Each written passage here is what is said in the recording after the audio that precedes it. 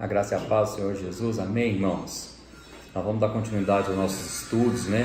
Nós estamos finalizando hoje o nosso estudo sobre Nova Aliança, né? Nós vamos falar hoje sobre personagens bíblicos e como eles se relacionaram, né, com a Nova Aliança. Então, como nós estamos finalizando o nosso estudo hoje, eu quero relembrar algumas coisas com vocês, né? Nós vimos nos últimos estudos que a nossa justiça própria, ela não é capaz de nos colocar numa posição de aceitos por Deus. Então a justiça própria, ela é o quê? Ela é o maior inimigo da Nova Aliança. Por quê? Porque é uma maneira de nós queremos trocar a justiça de Cristo pela nossa justiça, né? Então isso se torna um grande problema perante Deus. Porque nossa justiça, segundo a Bíblia fala lá em Isaías, é como um trapo de imundícia, ou seja, é como um pano sujo, né? Deus olha para a nossa justiça e vê só sujeira. Então muitos não recebem mais do Senhor porque não conseguem discernir que estão exigindo de Deus baseado na sua justiça própria. Então, por exemplo, uma pessoa orgulhosa, né? Ela manifesta a justiça própria. Por quê? Porque no fundo ela está dizendo que só ela pode mudar as coisas e não aceita a opinião de mais ninguém, inclusive do próprio Espírito Santo. Então a pessoa orgulhosa é assim, né? Ela é aquela pessoa que não quer ajuda de ninguém, deixa que eu resolvo, né? Mas também tem o outro extremo, aquele que sempre se vitimiza, por exemplo, né, nas situações. Também age com justiça própria. Por quê? Porque no fundo ele está fazendo o quê? Ele está tentando convencer, né, que o quanto ele é ruim, o quanto ele é injustiçado, e por isso, por ele ser ou injustiçado ou ruim, ele agora é merecedor da bênção. Então Deus tem que abençoá-lo porque ele é muito ruim. Olha só o nível de justiça própria. Então, a justiça própria, ela se manifesta de maneiras muito sutis, que nós precisamos o quê? De revelação para rejeitá-las, tá? Então Jesus já nos libertou do pecado e das maldições. Agora, nós precisamos reconhecer que em nós não habita bem algum, né? E que em todas as áreas nós precisamos da justiça de Cristo. Mas muitos hoje, quando são confrontados, né, dos seus pecados, né, e chamados para ter uma responsabilidade mesmo, né, de arrependimento. Olha, se arrependa desse pecado, mas muitas vezes eles não se posicionam reconhecendo o quê? Reconhecendo o quanto precisam de Cristo. Eles não têm revelação disso. E aí fica justificando. Então a pessoa, quando ela é confrontada num aconselhamento, num problema que ela está vivendo, ela fica justificando e apontando os defeitos das pessoas ao redor, né? Ou seja, sempre o problema dos outros e ela nunca assume a sua responsabilidade. Então vamos ver nesse estudo 4 personagens bíblicos que se relacionaram com a justiça de Cristo e como se relacionaram. Vamos ver o primeiro, que é Pedro. Lá em Lucas capítulo 22, versículo 31, fala o seguinte: Simão, Simão, eis que Satanás vos reclamou para vos peneirar como trigo. Eu, porém, roguei por ti, versículo 32, né? Para que a tua fé não desfaleça. Tu, pois, quando te converteres, fortalece os teus irmãos. Ele, porém, respondeu: Senhor, estou pronto para ir contigo, tanto para a prisão quanto para a morte. Olha só o que Pedro está falando: Senhor, eu vou morrer por ti. Mas Jesus lhe diz: afirmo-te, Pedro. Olha só o que Jesus falou para Pedro, hein? Que hoje 3 vezes negará que me conhece. Olha só, antes que o galo cante, famoso galo cantor. Então Pedro, né? Olha a história de Pedro para você entender. Pedro começou sua caminhada com Cristo recebendo muita graça. É assim que Jesus nos conquista, pela graça dele, né? Ou seja, de demonstração de poder muitas vezes. Então mesmo Pedro sabendo que ele estava lá numa noite toda, né? E não pegou nenhum peixe. Ele era pescador, né? Mas mesmo assim Jesus falou: olha, lança a rede do lado de cá. E ele decidiu obedecer a direção de Jesus. E ele pegou uma quantidade de peixes tão grande que teve que chamar os amigos dele para compartilhar. Assim Jesus faz conosco, né? Nesses momentos de milagre, Pedro, ele entende que ele é pecador, né? Porque ali ele fala assim: Senhor, afaste de mim porque eu sou pecador. Nesse momento que ele viu a multiplicação dos peixes. Mas ao mesmo tempo, naquele mesmo tempo, ele recebe um chamado. Jesus virou para ele e falou: olha, você vai ser pescador de homens. Então Pedro teve essa experiência grandiosa, como ele andou sobre as águas. Ele viu sua sogra ser curada, né? Ele provou desse mover de Deus. Ele viu que no lugar que ele era mais forte, que era pescador, até ali ele precisava de Deus, né? Então ele entendeu que ele está em Cristo e que em Cristo ele pode fazer coisas sobrenaturais. Pedro teve revelações muito grandes, né? Ele foi aquele que descobriu, que teve revelação que Jesus realmente era o Cristo, Filho de Deus. Mas após Pedro ter tido toda essa experiência, ele meio que começou a se achar. né? Ele começou a achar que ele era muito bom a ponto de querer morrer por Jesus agora. Não, Jesus, eu vou dar a vida para o Senhor. Olha só, Jesus falou, não, meu amigo, é eu que vou dar a vida para você. Ao ponto de o próprio Pedro exortar Jesus quando ele declarou isso, quando Jesus falou para os discípulos, olha, eu vou morrer no lugar de vocês, depois eu vou ressuscitar. E Jesus falou, não, para com isso, Jesus, para com esse tipo de palavra. Então Deus, ele teve que permitir o quê? Satanás peneirar a Pedro. Ou seja, para mostrar, Satanás foi só um instrumento para mostrar para Pedro a sua justiça própria, né? Que, ou seja, que não é pelo que ele é, pelo quanto ele se acha bom, né? Ou seja, ou por quanto ele se acha melhor do que os outros, né? Ou por quanto ele se acha que eu sou o cara, que eu posso ser usado por Deus. Então, através da peneiração de Satanás, ele começou a perceber isso. Então, ter tido experiência e revelações em Deus não nos coloca numa posição de aceitos por Deus, mas é fruto de quem entendeu que foi aceito por Deus, por causa da justiça de Deus na cruz, entendeu? Então Deus permitiu a Pedro negar a Jesus 3 vezes, para ver o quê? Para ver que pela justiça própria dele, ou seja, eu sou bom, eu sou o cara, eu vou morrer por Jesus e tudo mais, né? Eu tenho revelação, eu já andei sobre as águas, né? Ou seja, pela justiça própria dele, ele nunca poderia ser fiel a Jesus. Mas Jesus, ao ressuscitar, o que ele fez? Ele foi atrás de Pedro. E o que ele fez? Restaurou Pedro. Por quê? Porque naquele momento ali que Jesus encontrou com Pedro, Pedro reconheceu que não tinha justiça suficiente para amar Jesus, quanto mais dar vida para ele, né? Ele não tinha justiça suficiente para amar Jesus como um ágape, né? E aí, com amor ágape, né? Que é sacrificial, e aí Pedro reconheceu isso, falou, Jesus, eu preciso do Senhor. Ele entendeu que sem Jesus ele não podia fazer nada. Mas agora Pedro, ele teve humildade de aceitar essa graça, esse amor de Jesus, né? E esperar por obediência, né? O que Jesus tinha falado, olha, espera Pedro, espera, eu vou te dar direção, eu vou te levar, pode achar que eu sei o que eu estou fazendo, né? Então espera que do alto virá poder, vai para Jerusalém. E Pedro foi para Jerusalém junto com os discípulos, e ali aconteceu algo extraordinário, ele obedeceu, ele recebeu aquela graça de ter o poder do Espírito Santo, né? E ali 3.000 pessoas se converteram. Outra pessoa que eu quero te falar é Paulo. Em Filipenses capítulo 3, versículo 4, fala o seguinte, bem que eu poderia confiar também na carne, se qualquer outra pessoa que pode confiar na carne, eu ainda mais. Olha só o que Paulo está falando, circuncidado ao 8º dia, da linhagem de Israel, da tribo de Benjamim, hebreu de hebreus, quanto à lei fariseu, quanto ao zelo perseguidor da igreja, quanto à justiça que há na lei, irrepreensível. Olha só o que Paulo está falando, ele era irrepreensível, né? Mas o que para mim era lucro, olha só, o que para mim eu achava que eu era bom, que eu era o cara, isso considerei perda por causa de Cristo. Ou seja, quando eu comparo com Cristo, né, já não tem mais valor. Olha o versículo 8, o que fala?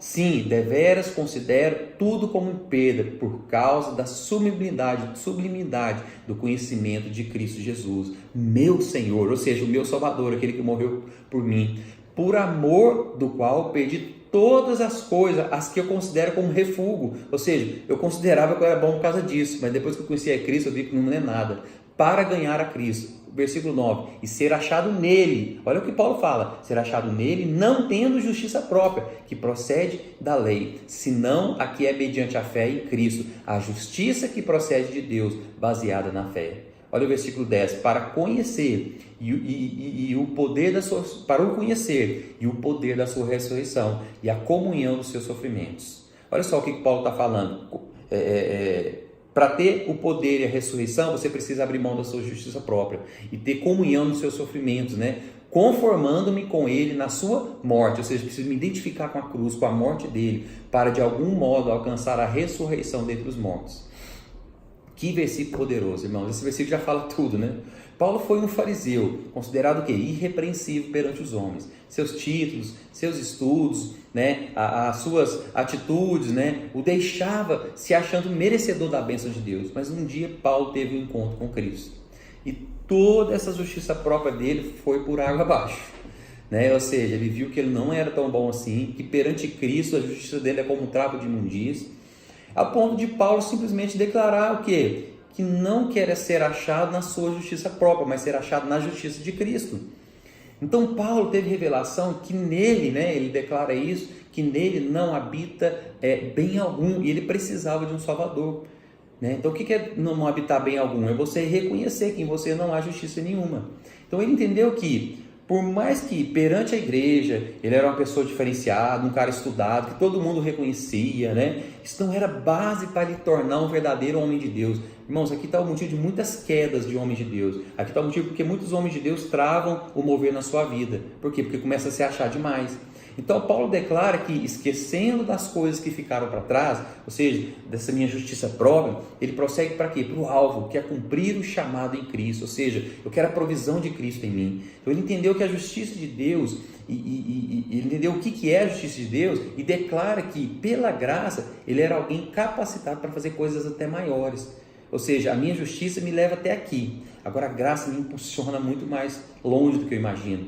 Então Paulo foi alguém que entendeu isso, a sua posição em Cristo, e tomou posse disso, né, lá na cruz. Então por isso que quem entende a grandeza da graça, ele não pode mais viver no pecado.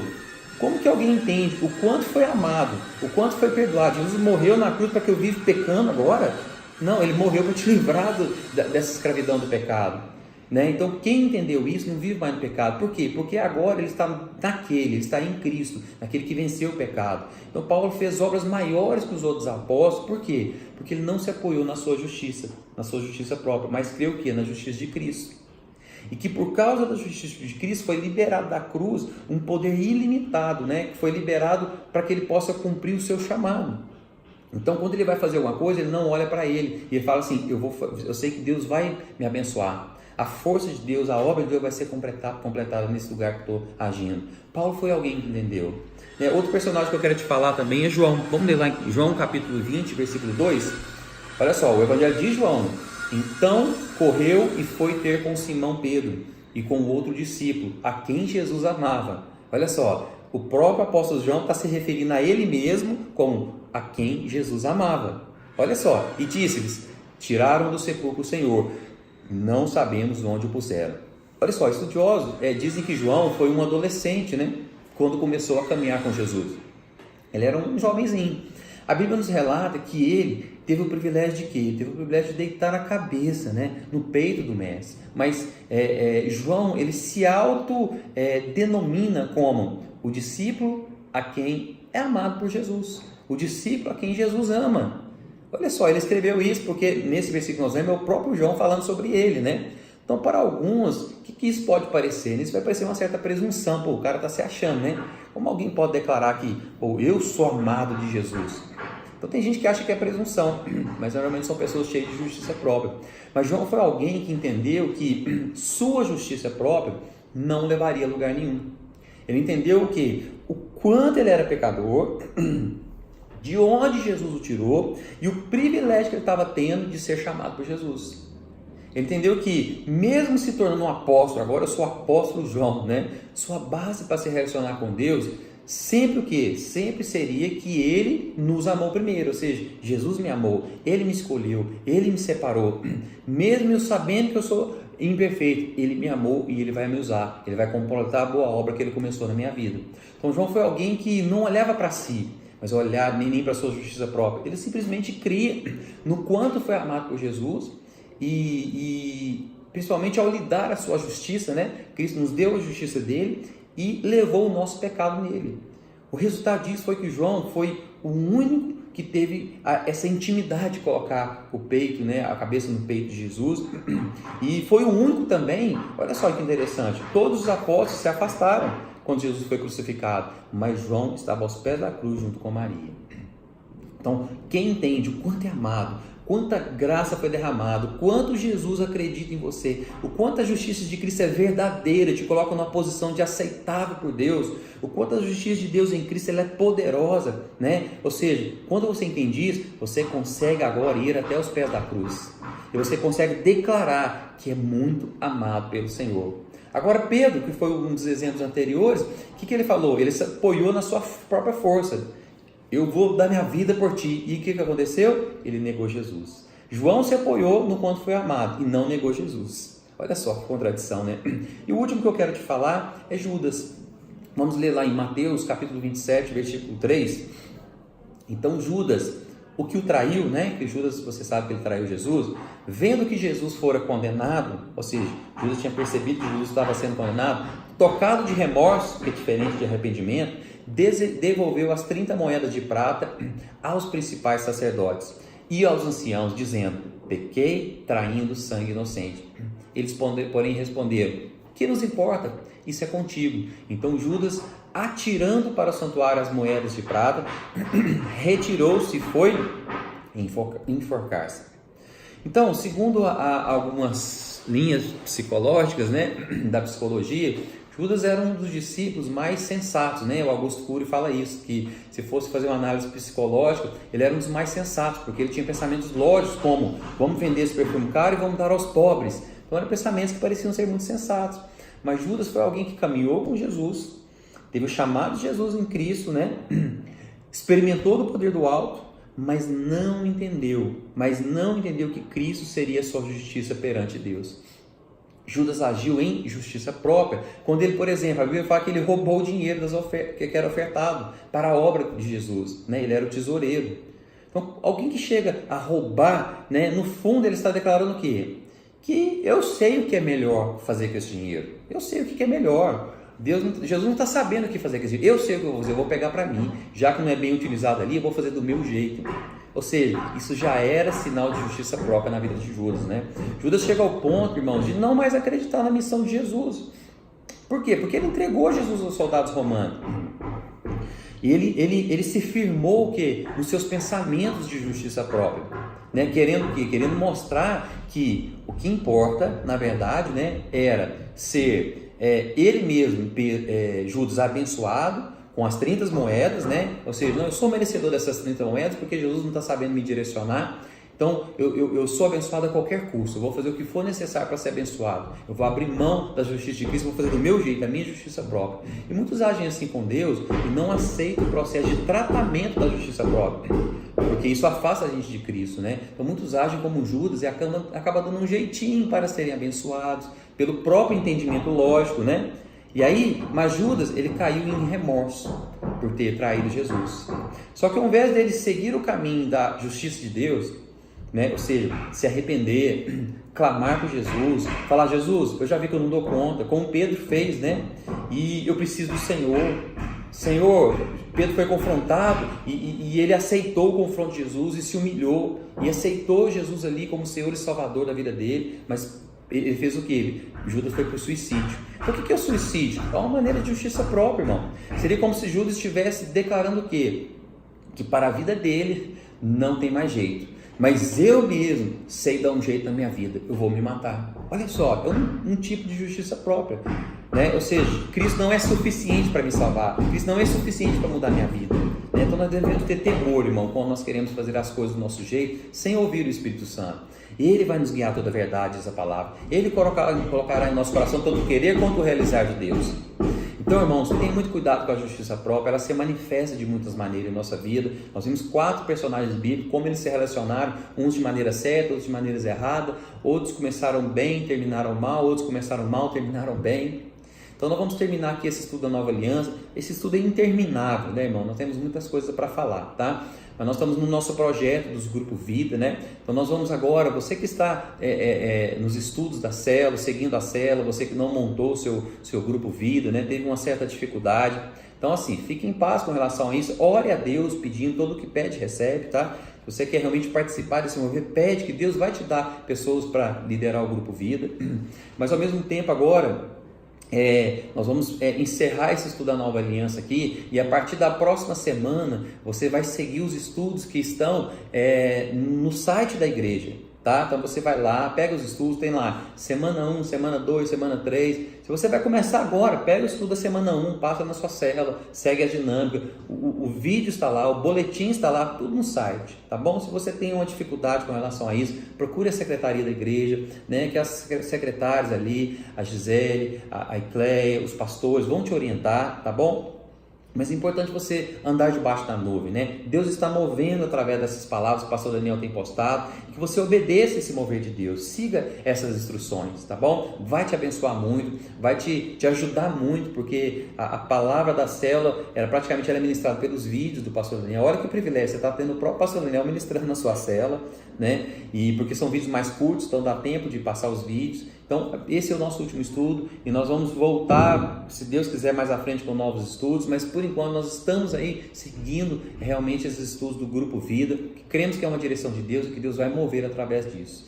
Amém? Deus abençoe e não esqueça, né? Não terá o boletim agora no seu envelope, você precisa baixar na internet e os vídeos estão agora no site da igreja, tá bom? Pode ser que o seu supervisor, o seu pastor não vai direcionar para o seu grupo de WhatsApp, tá ok? Um abração, Deus abençoe.